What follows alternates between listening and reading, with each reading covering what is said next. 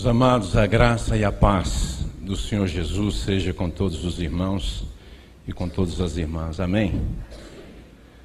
Ele perguntou de onde eu era, eu disse que eu sou baiano, de coração eu sou mineiro.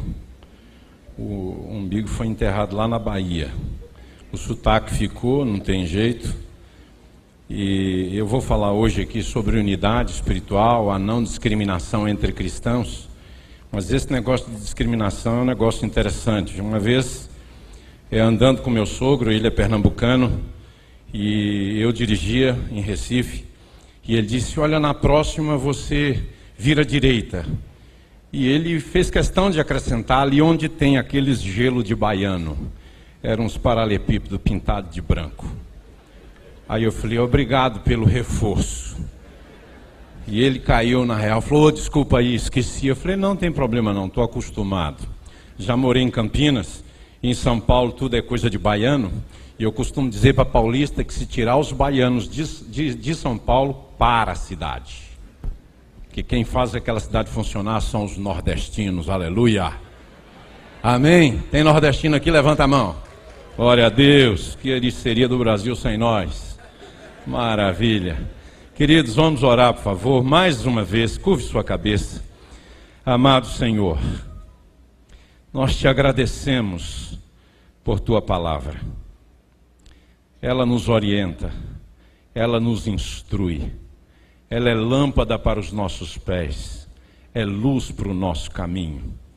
Ela é quem nos tira do claustro, é ela que tira da prisão, do cárcere a nossa alma. É ela que nos permite conhecer o incomparável. Obrigado por tua palavra que nesses dias tem sido exposta, pregada aqui neste lugar, para nos ajudar a conhecer-te a ti como o único Deus e a Jesus a quem enviaste como o único Salvador. Ao teu nome toda a honra, toda a glória e todo o louvor. Amém. Queridos, o Ed começou hoje aqui agradecendo o Ebenezer e o Haggai pelo convite, pela bondade do convite. Eu preciso agradecer pela coragem do convite.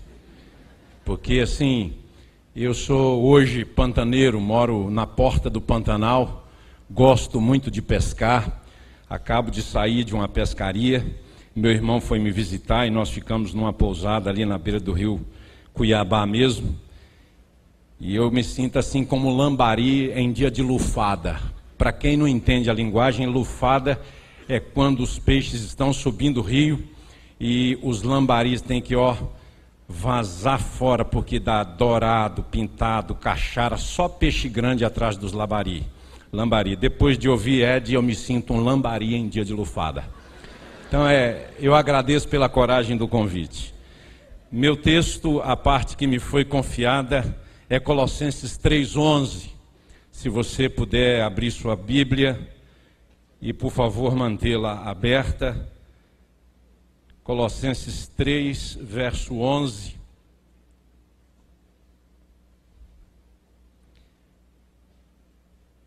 Vamos ler juntos? Quem achou, diga amém. Quem não achou, pede socorro aí para o vizinho. Verso 11, vamos lá? No qual não pode haver grego, nem judeu, circuncisão, nem incircuncisão, bárbaro, cita, escravo, livre, porém Cristo é tudo em todos. Meus queridos, eu gostaria de ler um parágrafo de um livro antigo da metade do século passado. Quando Jesus Cristo ressuscitou dentre os mortos, toda a igreja de Cristo pôde reunir-se num cenáculo. Eram apenas algumas pessoas. Ao tempo de sua ascensão já eram 120. De todas as eras da história, foi a era da corrupção universal. Fora da Judéia reinava a idolatria suprema. Deuses e deusas representados por todos os estágios do vício eram abertamente adorados em templos majestosos e em nichos caríssimos. Todo o poder estava nas mãos do império magnífico e impiedoso, o Império Romano.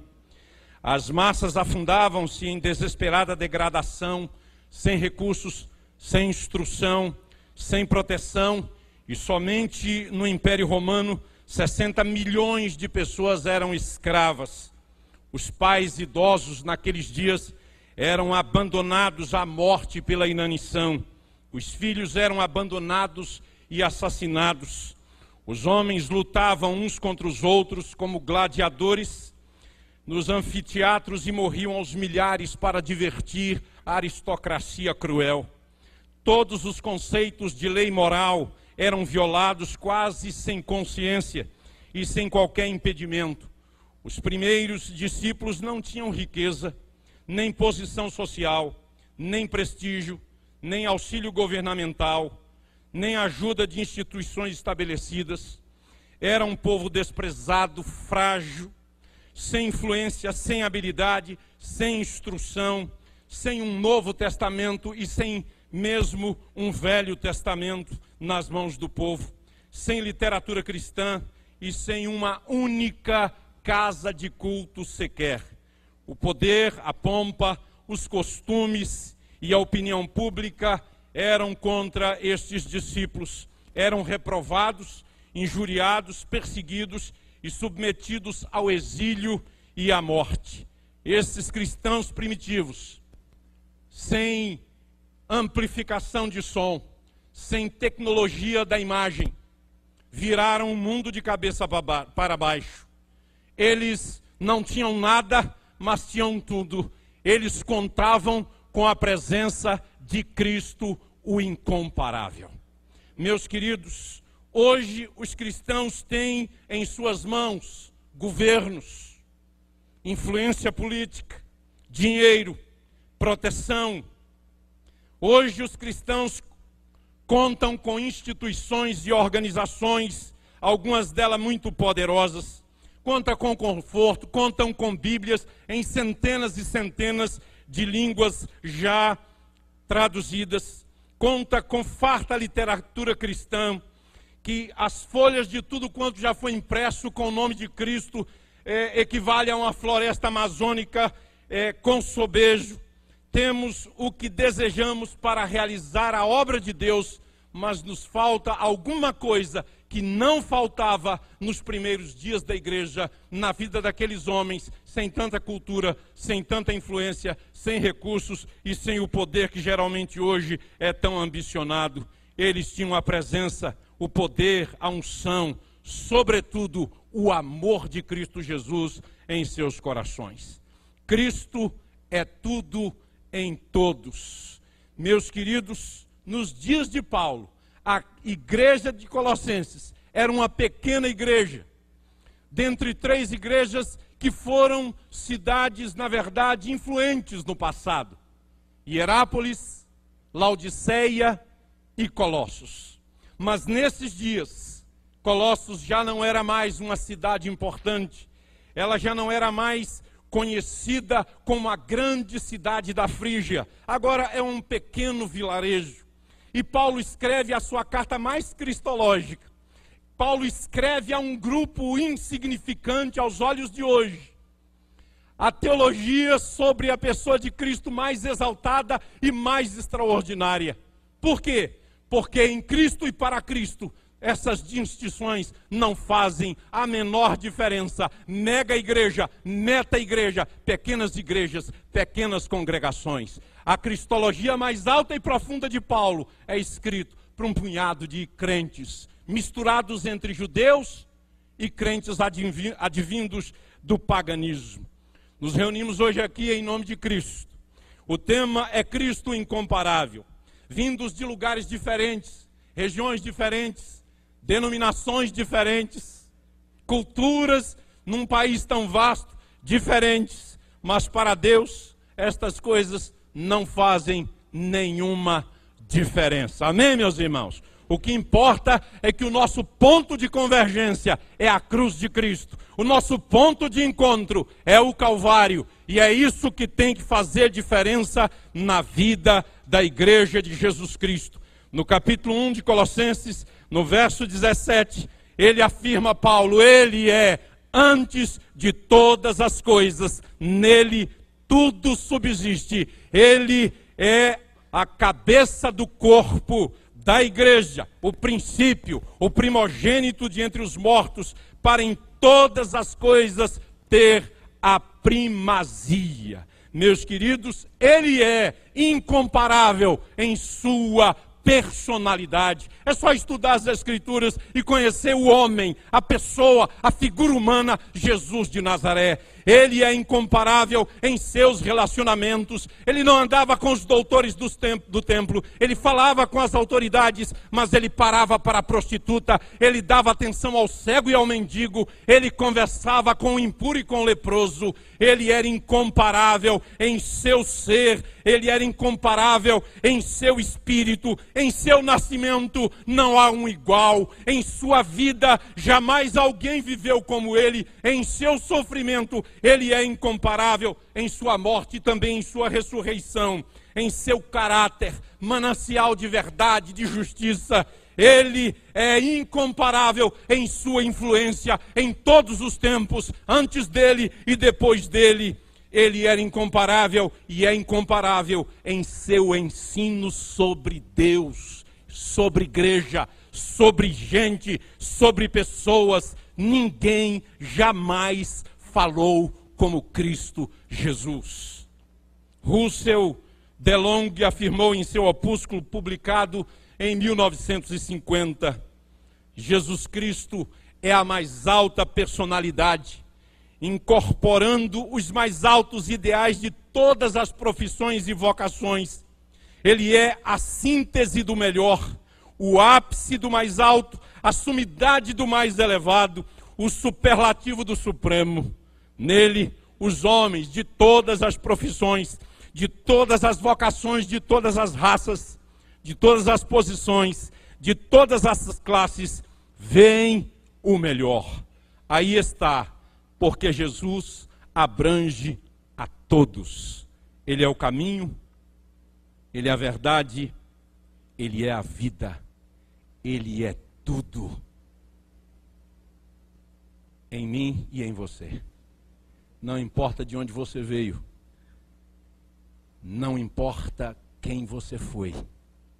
Ele é tudo em todos. Seu anseio a nosso respeito é incomparável. Seu anseio é que nos tornemos unidade, apesar das nossas diferenças. A grande marca dos seus discípulos, segundo o seu coração, é o amor uns pelos outros.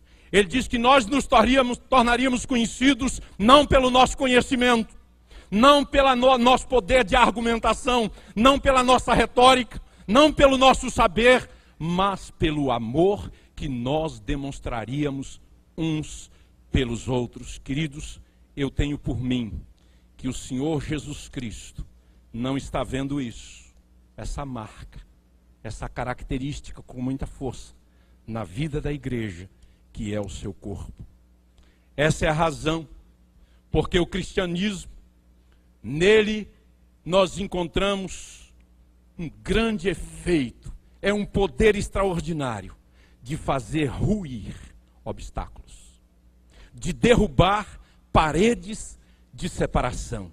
No capítulo 1, verso 21 e 22, Paulo diz, e a vós outros também, que outrora éreis estranhos e inimigos do entendimento pelas vossas obras malignas, agora, porém, vos reconciliou no corpo da sua carne, mediante a sua morte, para apresentar-vos perante ele santos, inculpáveis e irrepreensíveis.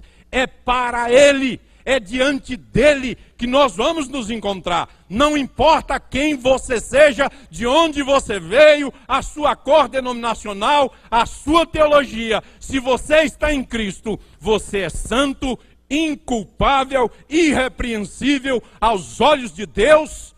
E ele é o único que é digno de honra e glória por causa disso.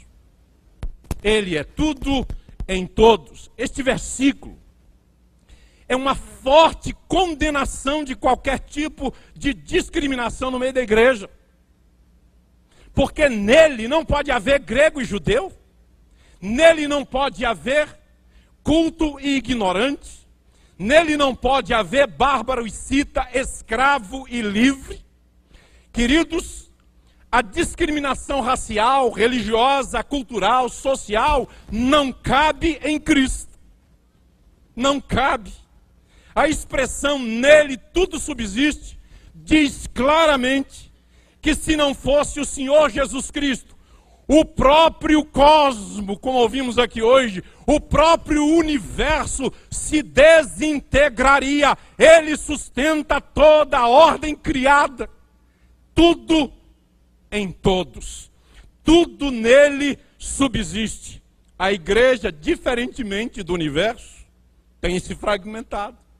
A igreja tem se departamentalizado. Nós assumimos formas estranhas ao que ele chama de corpo, e corpo é unidade. Nós temos nos tornado deformados. Nos esquecemos que ser diferentes uns dos outros não é defeito, é ordem de Deus, é criatividade. Deus é extremamente criativo. A gente sempre diz que alguma coisa é igual, diz assim, é igual o caminhão de japonês. Por que os japoneses têm que responder por isso? Eu nunca estive no Japão, Josué já, mas percebeu como são diferentes? Eu já estive na Coreia. Um caminhão de coreanos é um caminhão de gente que tem olhos puxados, mas eles são bastante diferentes uns dos outros. Meus queridos, Deus nos fez diferentes. E nós somos necessários uns aos outros em nossas diferenças. Precisamos lembrar que a revelação foi progressiva. E temos uma compreensão gradual da revelação. Nós não sabemos tudo. Nós estamos crescendo, nós estamos aprendendo. Foi o que ensinou o apóstolo Paulo no tocante ao nosso crescimento e maturidade, queridos. Até que cheguemos à estatura de varões perfeitos em Cristo. Isso requer humildade do povo de Deus. Isso requer mais simplicidade na igreja de Deus. Significa que temos que praticar a tolerância cristã uns com os outros. Lembra dos discípulos? Senhor, tem uma turma aí que não anda conosco e está... Jesus disse, quem comigo não ajunta, espalha. Não é para proibi-los de jeito nenhum.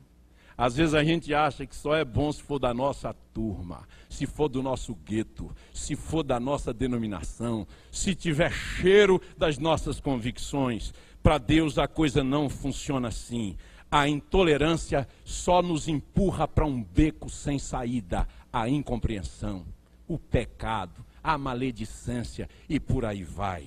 É preciso recusar o status quo no que ele tem de rotineiro e ultrapassado.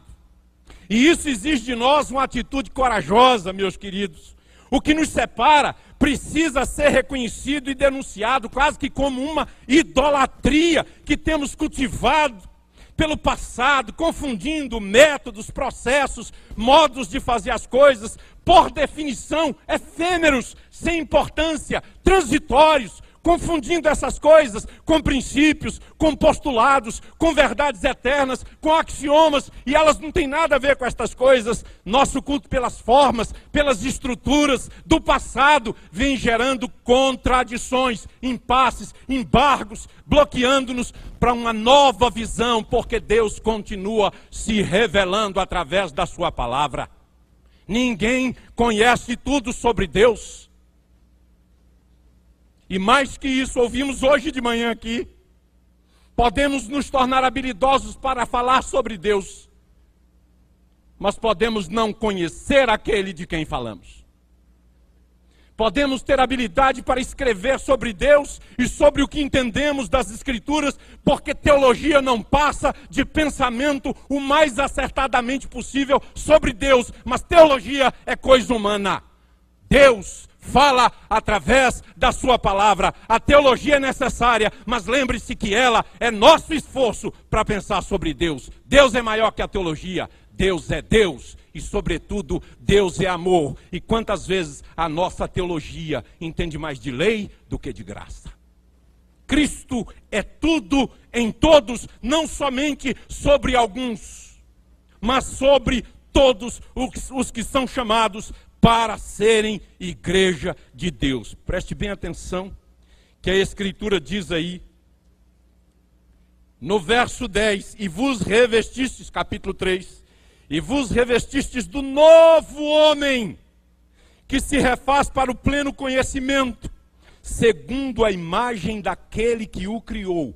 O novo homem, segundo a imagem daquele que o criou, no qual não há distinção entre uma pessoa e outra pessoa. Meus queridos, ele derruba todos os muros de separação. Meu querido, a palavra de Deus deixa claro para mim e para você que nós precisamos voltarmos para Cristo.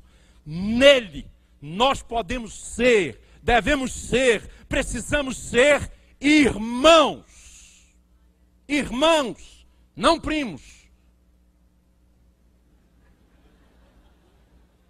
Irmãos, na igreja de Cristo,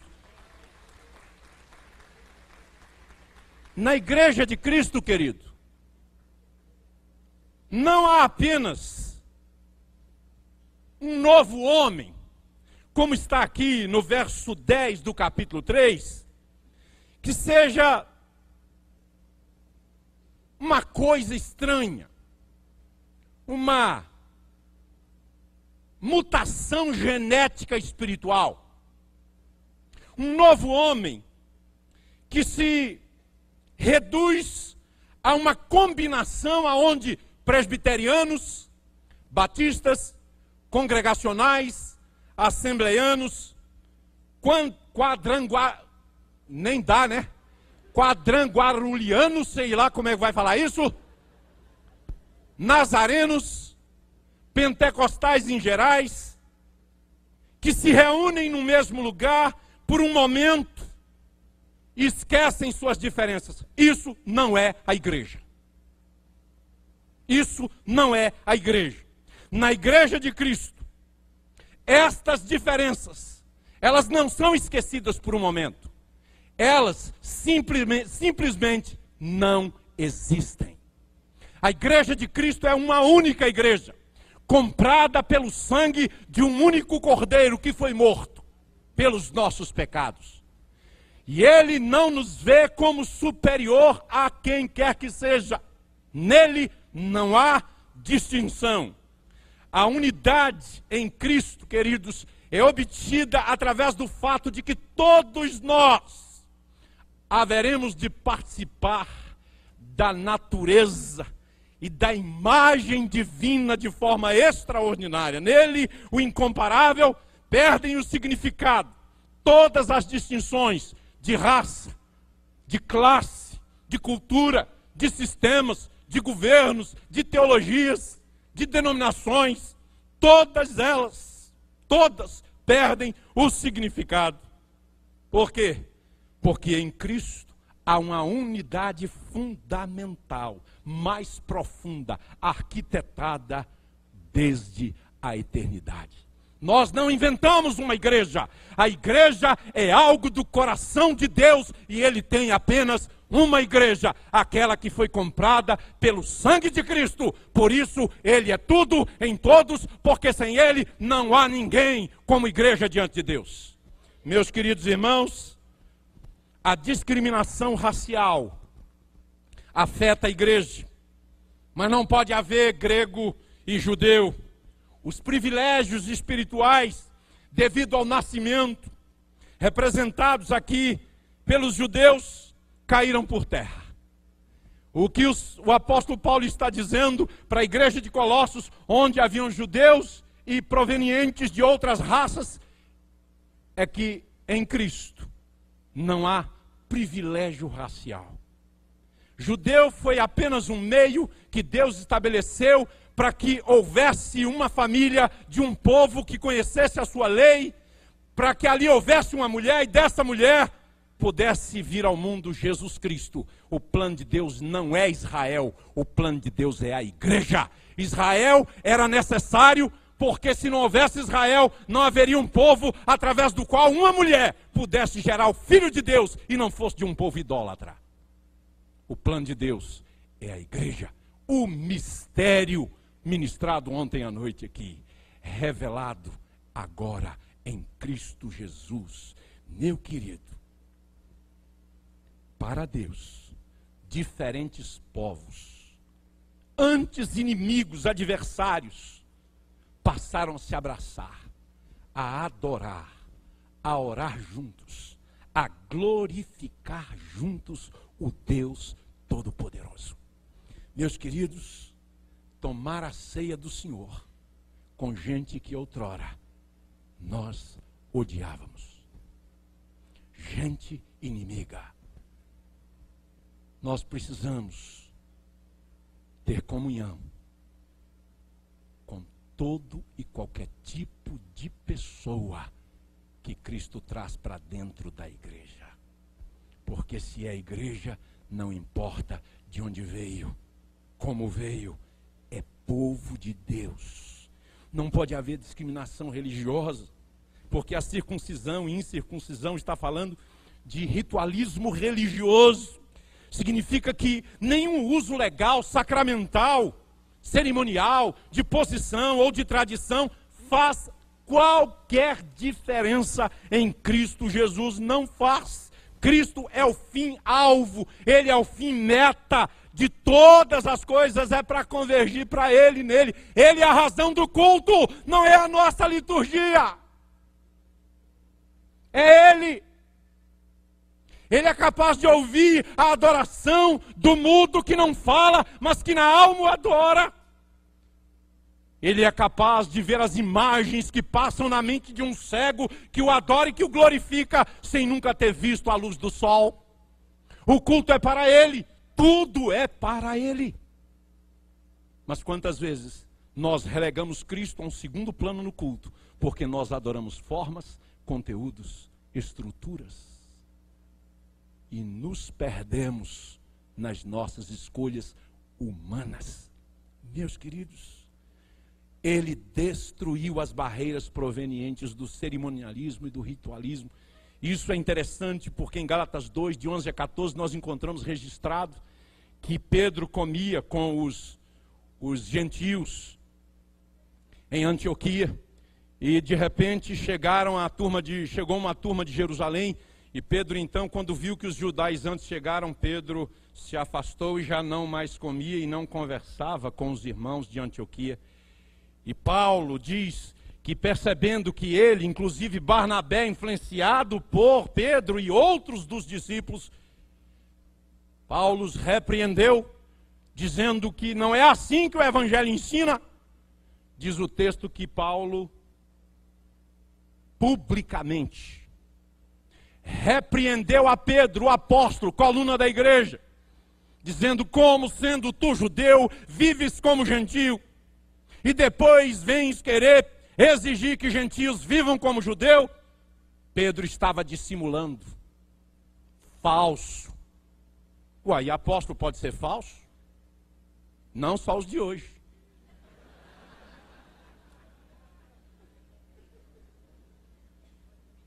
Apóstolo pode ser falso. Pedro foi hipócrita, foi falso, foi repreendido. E eu gosto do jeitão de Paulo, publicamente, sabe aquelas coisas, a parte, a liderança, vamos, como é que a igreja aprende? Se nós não formos corrigidos como corpo, dá para arrancar um braço fora do corpo, levá-lo ali para tratar o dedo, porque fica mal tratar o dedo? Não. O corpo é tratado como corpo. Paulo tratou do corpo presente doente pelas atitudes de Pedro ali. Mas nós vivemos uma crise de hipocrisia, uma crise de integridade muito grande, porque nós somos importantes demais. Eu quero dizer para você que só tem alguém que é importante, é Cristo Jesus. Nós somos pecadores que precisam ser tratados por Ele. Meus queridos irmãos e irmãs, a discriminação cultural é tão grande. Bárbaros e citas. Os gregos chamavam os persas e outras nações de bárbaros, porque os gregos eles não conseguiam entender a língua desses povos, e eles achavam que aqueles povos falando línguas que eles não entendiam, então eles chamavam de bárbaros. Gregos cultos, inteligentes, não? Passaram a ser chamados de bárbaros todos aqueles cujo idioma não era inteligível para os gregos e posteriormente para os romanos. Nenhuma declaração aqui bíblica sobre ser bárbaro tem conotação de degradação cultural. A Bíblia não está aqui chamando ninguém de bárbaro para humilhar ou para degradar. O uso aqui é no sentido de que eles eram diferentes dos citas. Mas Paulo não os está chamando de bárbaros, como os gregos o chamavam. Ele está escrevendo para pessoas de pensamento grego que bárbaros são tão importantes diante de Deus quanto os gregos o são. Meus queridos, em Cristo Jesus, termos assim, bárbaros, são eliminados. Eis isso, eis aquilo, são eliminados. Se alguém está em Cristo, é nova criatura. O que passou, passou, é uma nova criatura. Destruiu Jesus as barreiras. Fez ruir as barreiras da cultura versus ignorância. O termo cita traz a ideia de um barbarismo cru. Se os persas eram considerados bárbaros, os citas eram bárbaros cruéis, mais do que pessoas cuja língua não se compreendiam. Eram selvagens nômades que circulavam pela área do mar Mediterrâneo Oriental, deixando uma trilha de terror, de sangue e de desgraça.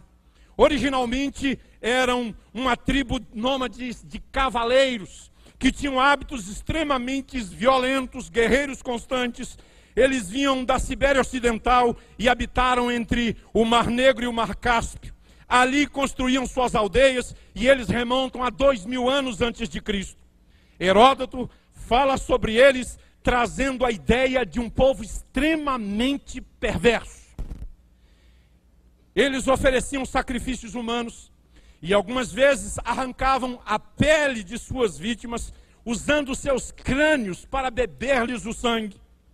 Quando morria um rei cita, uma de suas concubinas era estrangulada e sepultada junto com ele.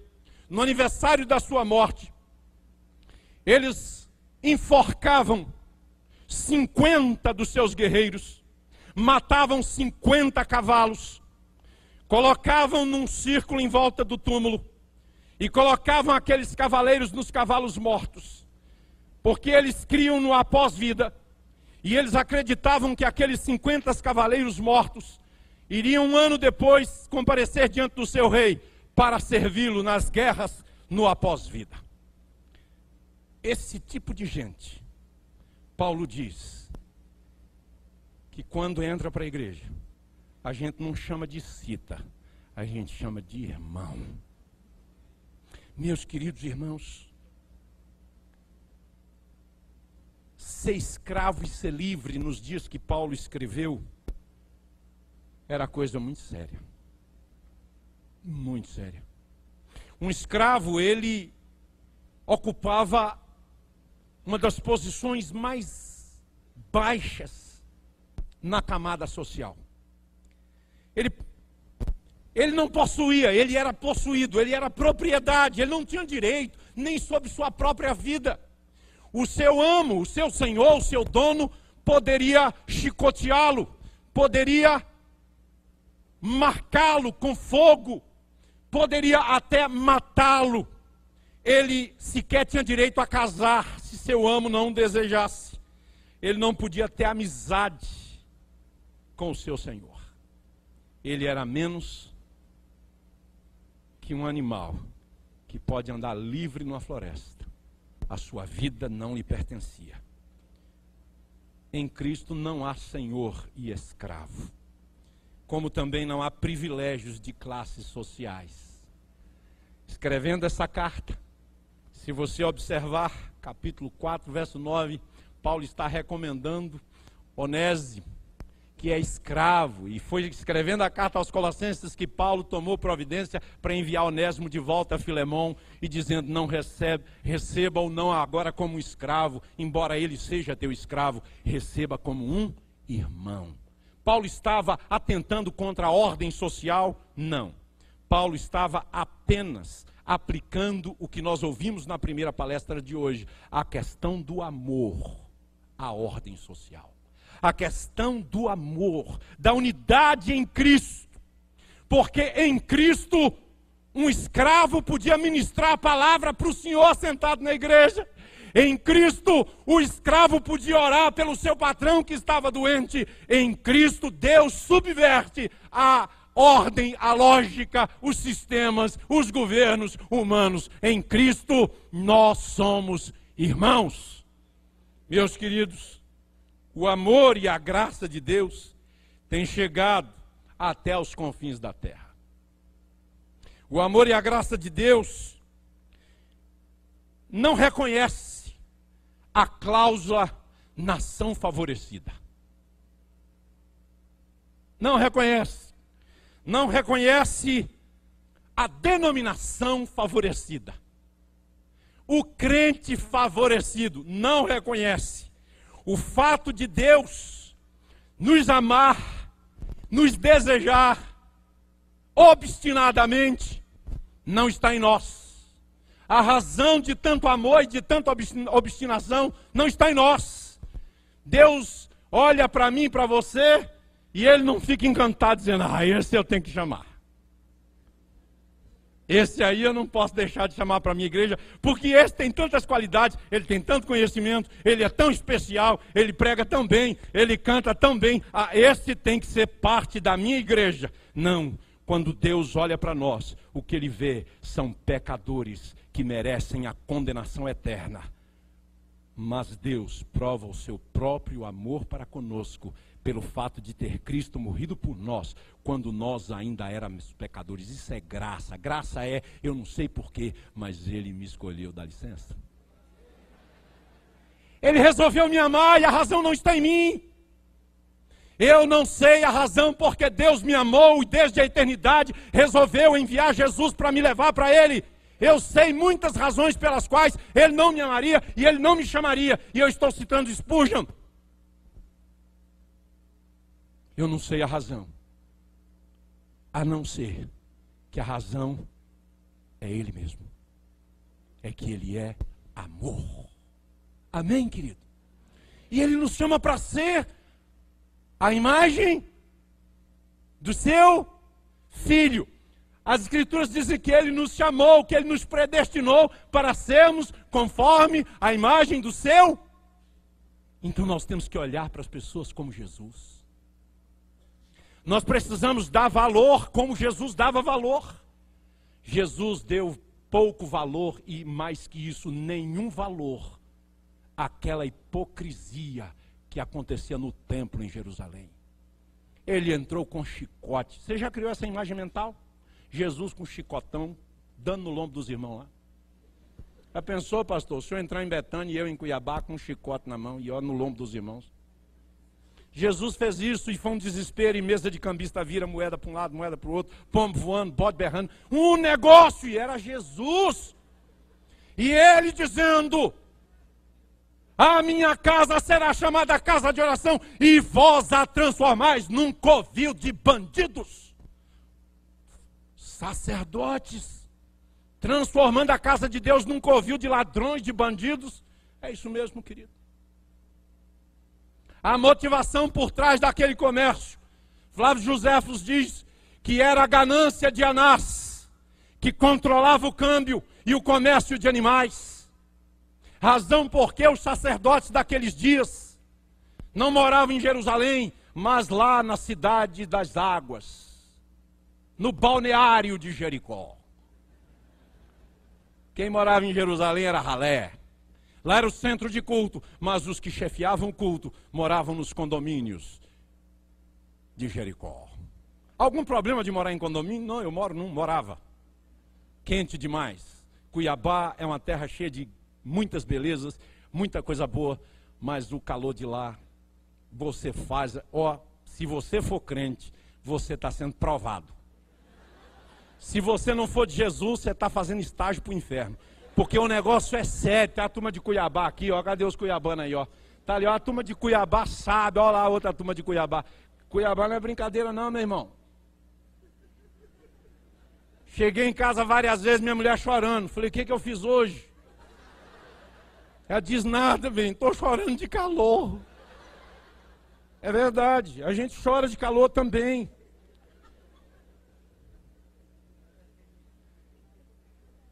Naqueles dias de Jesus, ele expulsou aquele povo, porque aquele povo valorizava quem tinha grana.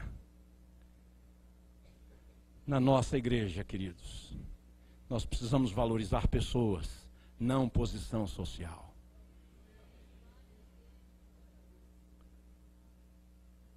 Você é pastor?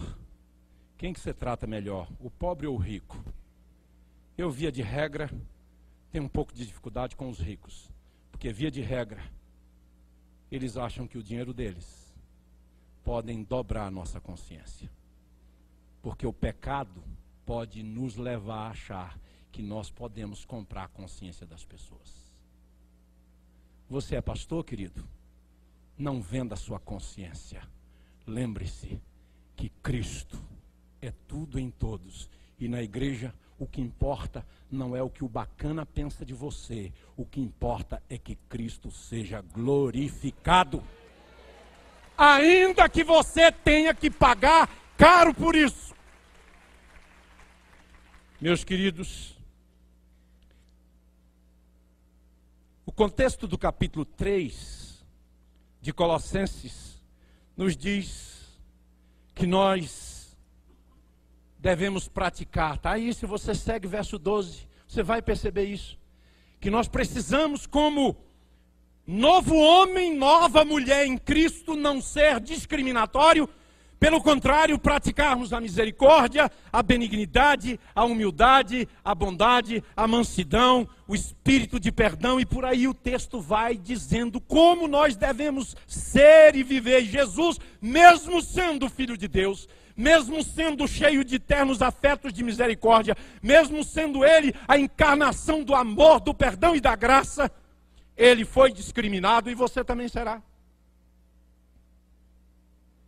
Sua família questionou sua sanidade, seus vizinhos o expulsaram da cidade, seus amigos o traíram, seus compatriotas trocaram sua vida pela vida de um criminoso comum. Um dos seus discípulos o vendeu por 30 moedas de prata. E intencionalmente, no entanto, ele andou com pobres e com rejeitados, porque ele sabia o que é ser rejeitado. Quando você é rejeitado, é para que você saiba dar valor a quem o é. Quando você não é amado, é para que você aprenda o quanto é bom ser amado e não ser rejeitado, porque Ele foi rejeitado por nos amar, e nós seremos rejeitados por amar também. Meus queridos irmãos, o Senhor Jesus tocou leprosos, comeu com impuros, perdoou ladrões, adúlteros, prostitutas, socorreu doentes. E se hoje Ele estivesse entre nós, Ele pararia na esquina, na praça, para conversar com um traveco. Ele o abraçaria, Ele choraria por ele. Mas a igreja de hoje é muito santa. A igreja de hoje é cheia de muitas éticas. A igreja de hoje é cheia de muitas coisas. Mas a igreja de hoje é vazia de amor. Meus queridos irmãos, nós precisamos repensar. O Senhor Jesus tinha um poder extraordinário de atração para gente ruim. Gente imoral. Gente que não prestava, indesejável, miserável.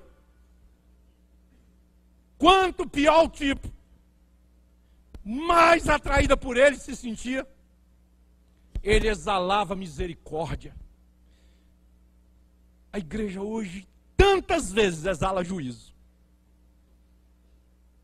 Menina, por favor, você que é moça, não engravide. Porque se você engravidar, você vai ser exposta em alguns sistemas de governo de igreja. E depois de disciplinada, ninguém mais liga para você. porque já foi feito justiça. Mas os desonestos, os 171s, está assim na igreja de hoje, eles não são disciplinados. Os mentirosos, os falsos, hipócritas, eles são celebrados. Mas eu quero te dizer que por mais que essas coisas existam na igreja, e existem desde o tempo de Cristo, é bom lembrar que escrevendo as igrejas do Apocalipse, ele disse: eu estou no meio da igreja. Alguns se declaram judeus e não são. São antes sinagoga de Satanás. Mas a igreja é minha. Eu estou no meio dela. Hoje, por mais que exista esse tipo de coisa no meio da igreja, eu estou lhes afirmando que eu creio na igreja, porque a igreja é o corpo de Cristo e dela eu faço parte. Mas nós precisamos buscar santificação em Cristo. Ele disse aos seus discípulos, ao Pai, falando dos discípulos: Pai, santifica-os na verdade, a tua palavra é a verdade. Querido, por favor, busque a palavra. A palavra é Cristo, conheça-o, como ouvimos aqui hoje. Senão você vai ficar igual um irmãozinho lá em Cuiabá, que não é assim, não tem muito estudo, e ele, valorizando o fato de não ter estudo, disse: olha, conhecer Bíblia eu não conheço não. Saber Bíblia eu não sei não, mas orar eu sou bom, hein? Quer dizer, eu não sei Bíblia não, mas para orar eu sou bom, hein? Por menos que você, aqui é um ambiente mais seleto, mas lembre-se que lá na sua comunidade, ou próximo de você, os que não sabem ler, eles são membros do corpo de Cristo. Irmão, irmão. E se você achar que ele é primo, Deus é quem sabe, como nós ouvimos aqui ontem, que ele é irmão. Querido, o Senhor Jesus tinha lugar para um filho pródigo e para um irmão mais velho legalista. Para o Senhor Jesus havia lugar para a elite. Algumas mulheres ricas andavam com ele, mas tinha lugar para o cego de Jericó. Meu querido, ele parou para conversar com a samaritana. Ele valorizava a gente mais do que a porcos, mais do que a dinheiro, a bens, a negócios. Ele não vendeu sua consciência ao poder religioso constituído dos seus dias. E você não pode vender sua consciência a nenhum poder religioso constituído nos seus dias, na sua denominação, porque se Deus te chamou, você serve a Deus. Uma vez, não aceitando uma posição pastoral, a pessoa me disse: se você não aceitar essa posição pastoral, como é que você vai sobreviver? De onde você vai tirar sustento? Onde é que você vai morar? Eu disse para ele: quem me chamou é fiel, ele vai me sustentar. Você é louco? Falei: não, eu sou crente. O Senhor Jesus, apesar de rejeitado, se tornou conhecido em todo o mundo por causa do amor. Do amor. E nós somos chamados a amar. Meus queridos irmãos, nós enxergamos a igreja na expectativa de sistemas doutrinários, de formas de governo. Deus enxerga a igreja como família dele. O sistema tem importância para nós, não para Deus. Deus tem um corpo, e ele sobre este corpo colocou um cabeça, que se chama Cristo Jesus.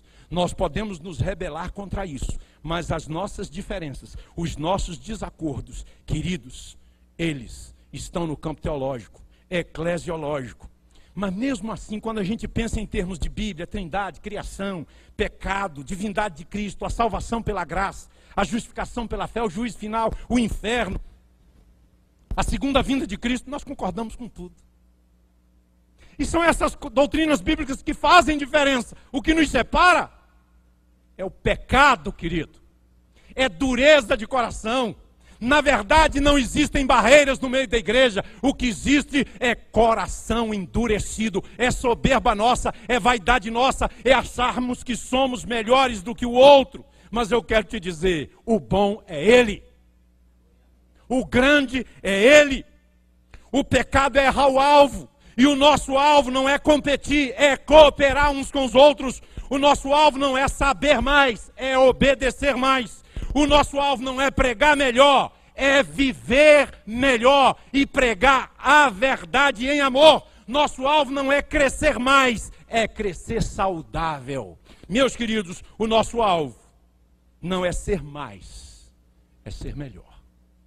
É crescer, é aprender com Cristo, é servir a Ele, é amá-lo, é amar como Ele ama.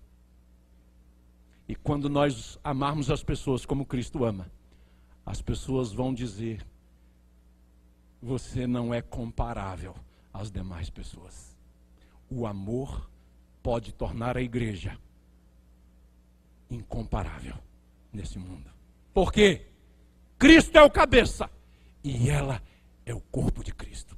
Cristo é incomparável, mas a igreja precisa se tornar incomparável. Nada neste planeta pode ser comparado à igreja. A esperança do mundo é a igreja de Cristo. Resta sofrimentos ainda a serem sofridos neste mundo. E diz o apóstolo Paulo que ele cabe ao corpo de Cristo. Meu querido irmão, talvez Deus queira nos tirar da zona de conforto, para que as pessoas possam conhecer o amor de Deus. Amém, querido? Tudo é totalidade, é plenitude, é universalidade. Nele foram criadas todas as coisas, nos céus e na terra, as visíveis e as invisíveis, sejam tronos, sejam soberanias, quer principados, quer potestades. Tudo foi criado por meio dele e para ele. Ele é antes de todas as coisas. Nele tudo subsiste. E sem ele, nada do que existe, existiria. É Jesus. É a ele que você serve. E é a ele que a igreja deve servir. Somos irmãos. Amém? Vamos orar? Curso. Vamos ficar em pé, meus irmãos. Vamos orar.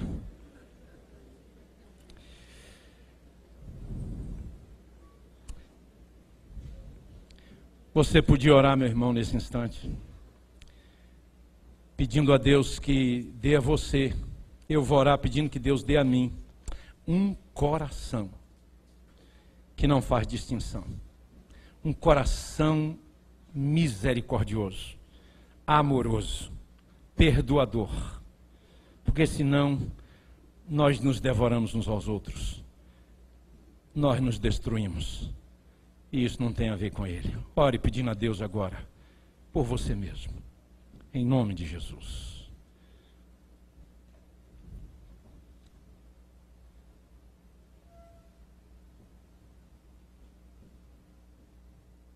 Pai, obrigado por tua palavra. A tua palavra maravilhosa, que não nos deixa sem direção. O Senhor Jesus diz que aquele que o segue não anda em trevas. E o apóstolo nos chama de luzeiros no mundo. Obrigado a Deus, porque quando as pessoas olham para a igreja, elas veem luz de Deus. E se porventura não estiver vendo, é melhor que nós fechemos as portas, afixemos uma cruz negra nela e escrevamos: Deus tenha misericórdia de nós. Ajuda-nos a ser uma igreja de portas abertas, mas também de coração aberto. Ajuda-nos a ser uma igreja, Senhor Deus, que não só fala, mas demonstra. O Senhor nos amou e, diz a palavra, provou este amor. Ajuda-nos a provar esse amor, a viver esse amor e lembrar que mesmo quando nós amamos, nós somos meramente servos. Ele é tudo em nós. A Ele a glória, a honra e o louvor, hoje e para sempre, no meio do teu povo. Amém, Senhor, e amém.